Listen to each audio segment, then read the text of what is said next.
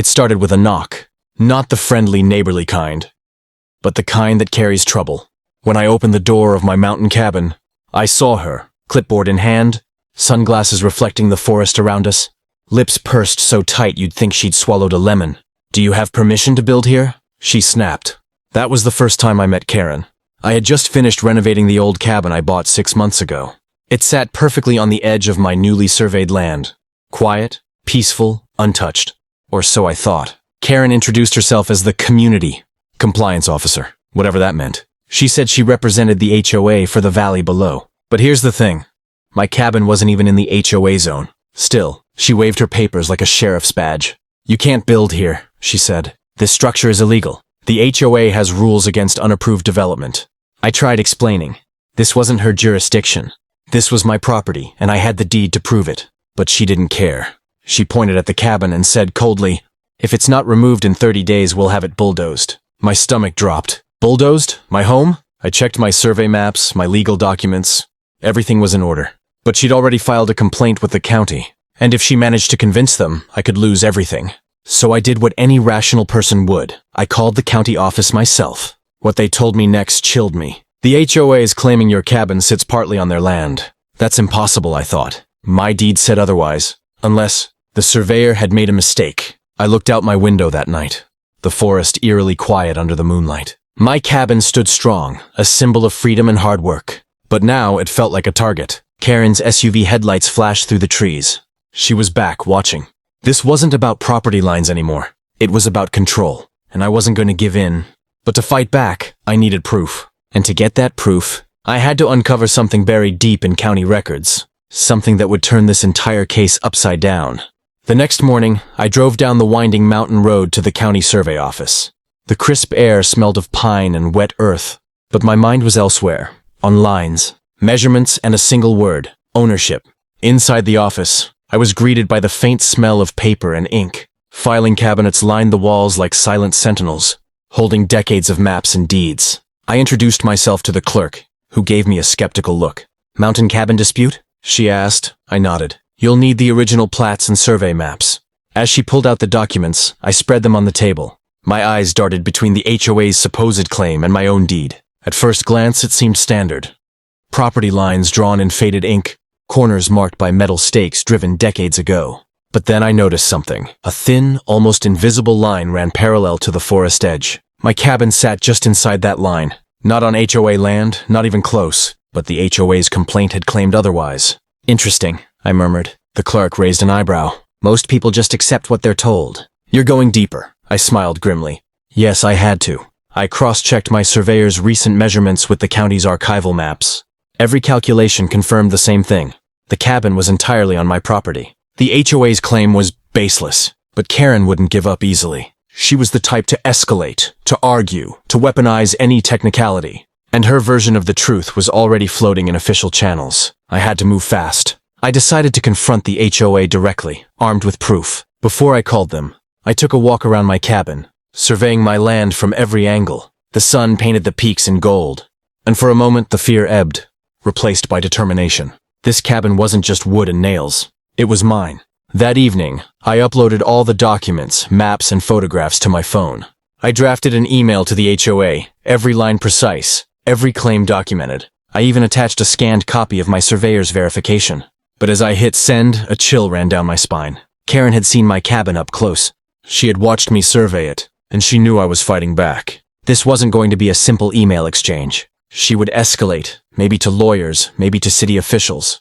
I leaned against the railing of my porch and stared into the forest. My property line was my shield, but Karen's persistence was like wildfire, creeping closer, threatening to engulf everything. I knew one thing for sure. If this battle continued, it wasn't just about property anymore. It was personal. The next morning, I awoke to the sound of tires crunching on gravel. My heart sank before I even opened my eyes. It was her. Karen. Sunglasses, clipboard, and that same smug look that made my blood boil. She didn't knock this time. She just marched up the driveway like she owned the place. I stepped outside, hands clenched, ready to defend my property verbally if nothing else. "You still here?" she called, as if she had the right to question my presence. "Yes," I said calmly, holding up a copy of my surveyor's report. And I have proof the cabin is entirely on my land. Her eyebrows shot up, the slightest flicker of doubt crossing her face. But then, in classic Karen fashion, she smirked. Well, the HOA still has rules, and rules are rules. I took a deep breath. I knew arguing with her about rules wouldn't work. I needed undeniable facts. I pulled out the official county maps and spread them on my hood. The sunlight caught the lines, the corners, the stamps, every mark confirming what I already knew. This cabin was mine, legally and completely. Karen leaned over, pretending to examine them, but I could see her mind racing.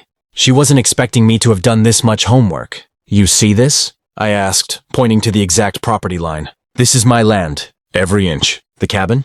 On my land. Your claim? Invalid. For a moment she was silent, the kind of silence that makes you feel like victory is within reach. Then she scoffed. You can't just ignore the HOA. Actually, I said, I already reported your complaint to the county. They're reviewing it. And any attempt to forcibly remove my cabin without a court order is trespassing. Her face turned red, a mix of anger and embarrassment. I could see her mind working furiously, trying to come up with another angle.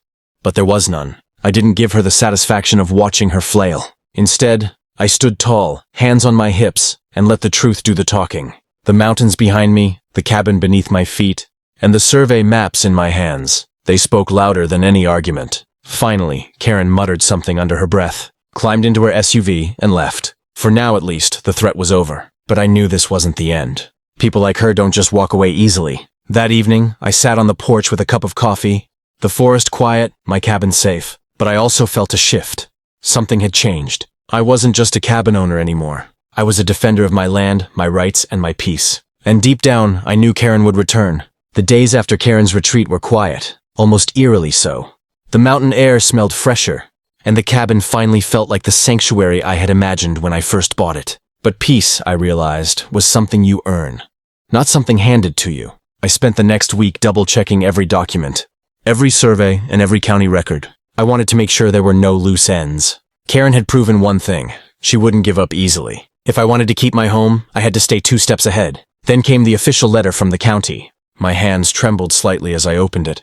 The words confirmed what I had known all along. The cabin was entirely on my property, and the HOA had no jurisdiction. Any previous complaints filed by them were dismissed. Relief washed over me, but it was tempered by something else. Satisfaction. I hadn't just won a legal battle. I had stood up to someone who tried to bully me out of what was rightfully mine. That sense of empowerment, stronger than any fear or anxiety, settled in my chest like a warm fire. But the ordeal also taught me lessons about vigilance.